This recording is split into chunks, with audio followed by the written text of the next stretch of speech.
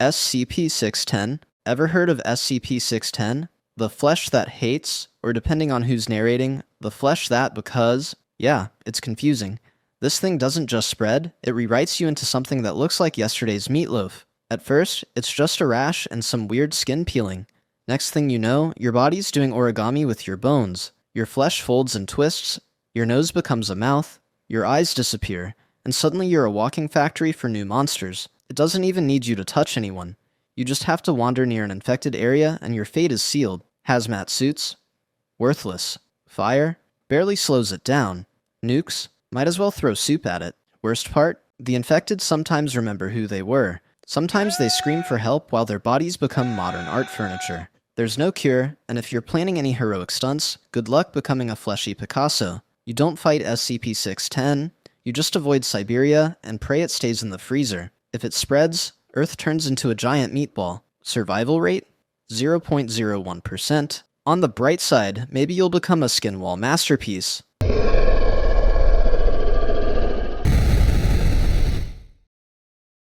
Pyramid Head.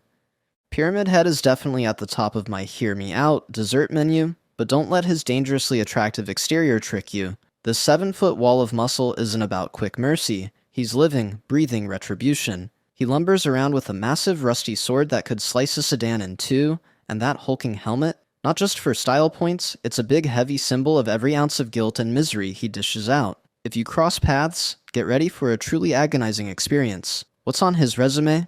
Only the worst stuff you could picture. He doesn't just hack people up, he peels them, crushes them, and drags them off screaming into the nightmare that is Silent Hill. He's even been caught, let's say, getting disturbingly personal with other monsters in Silent Hill 2, just to prove that nothing is beneath him. If he finds you, expect to be torn to shreds or skewered in slow motion, and don't fool yourself into thinking you can dodge that blade. He swings it like it's a pool noodle, but it'll launch you across the street. Even if you dare to fight, it's hopeless. He feels no pain, never tires, and won't ever stop. You don't outlast Pyramid Head, you just die exhausted. Odds of survival?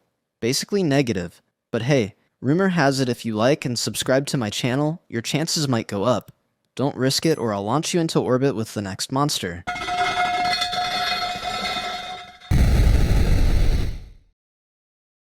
The Creeper. Road trips are supposed to be all about good times and great playlists. But if the Creeper is out, that Spotify queue just became your funeral soundtrack. The Creeper isn't your standard issue slasher.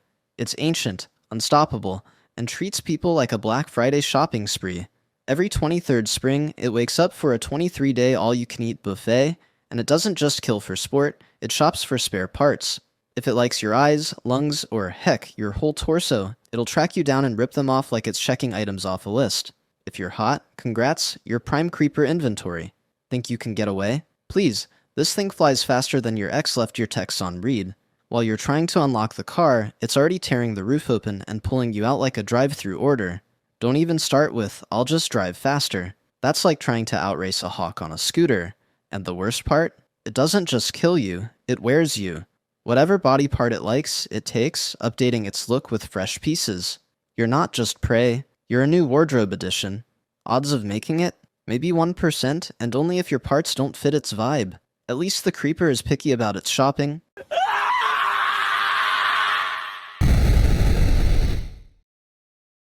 Sukuna.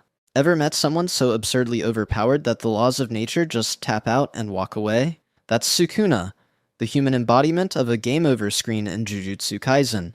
1,000 years back, nobody beat him. He took himself out, split his 20 fingers, slapped on an immortality hack, and peaced out, knowing he'd eventually return. Flash forward, some teenager munches on a finger, and suddenly Sukuna is back, like a pop-up ad that ruins your day. His cursed powers? Ridiculous. He slices through anything like he's playing Fruit Ninja, and his Malevolent Shrine just wipes out everything nearby without breaking a sweat. He's not only broken strong, but cocky. He once dusted a top-tier sorcerer mid-sentence, just for fun. He's in it for the kicks, not for survival. Survival odds? 5% if you're smart enough not to snack on his fingers. Sukuna won't just kill you, he'll roast you for being dumb, then forget you ever existed.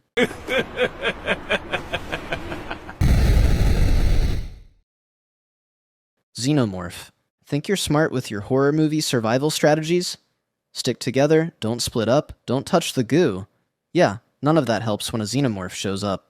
The second this nightmare from Alien boards your ship, you're just a future corpse or an unwilling host. Let's start with the facehuggers. Imagine the world's most terrifying spider launching at your head, grabbing you like a desperate Tinder match, choking you out, and shoving an alien worm down your throat.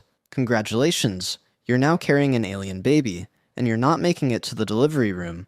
Instead of a baby shower, you get a chest burster. 1 minute you're chilling in zero gravity, the next, a tiny alien explodes out of your chest like the world's deadliest gender reveal. Survive that? Good luck running from the adult Xenomorph, which has claws like machetes, a tail made for murder, and a spare mouth that can punch through your skull like a jackhammer. Shooting it doesn't help.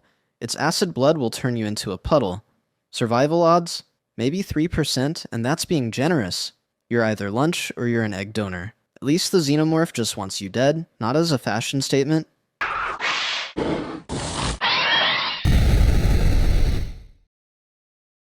SCP-096. Ever accidentally lock eyes with someone at the gym and immediately regret it? Now imagine that person screaming bloody murder, sobbing, and sprinting after you with the intent to rip you to pieces. That's SCP-96, the Shy Guy, the deadliest introvert you'll never want to meet. Here's the rule. If you so much as glimpse its face, even in a grainy photograph, your fate is sealed. Doesn't matter if you're hiding in another country, underground bunker, or chilling on the moon, SCP-96 will track you down. It runs faster than you can think, plows through concrete like it's paper, and is basically immune to bullets, rockets, or tanks. And don't even say, I just won't look. People have died just from spotting it in a blurry vacation pic. One guy saw just a few pixels of its face. Didn't matter. Odds of surviving? Absolute zero, unless you're blind or have Daredevil level skills.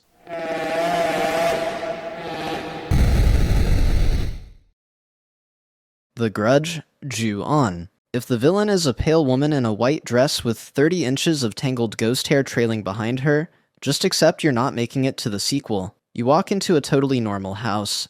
Maybe it smells funky, but hey, you're not a snob. 20 minutes later, a vengeful ghost is crawling through the ceiling tiles with serious spinal issues and zero respect for personal boundaries. That's Ju-on.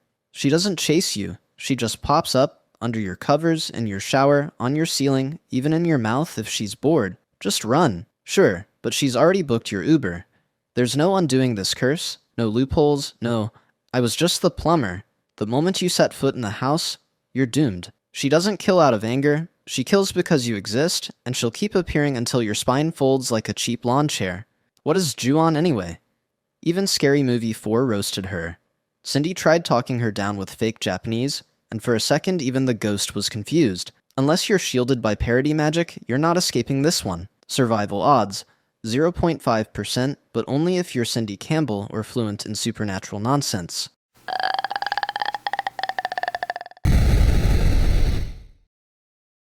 Darkseid. Darkseid doesn't conquer planets. He erases them. He's not some run-of-the-mill alien boss trying to prove something. He's a full-on god, and you barely register. His favorite pastime is crushing entire civilizations like cheap toys.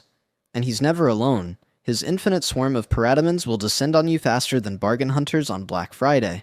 And if, somehow, you outlast his demon horde, guess what? Now you get to meet the big guy. He's so strong he makes Superman look like a weekend gym bro.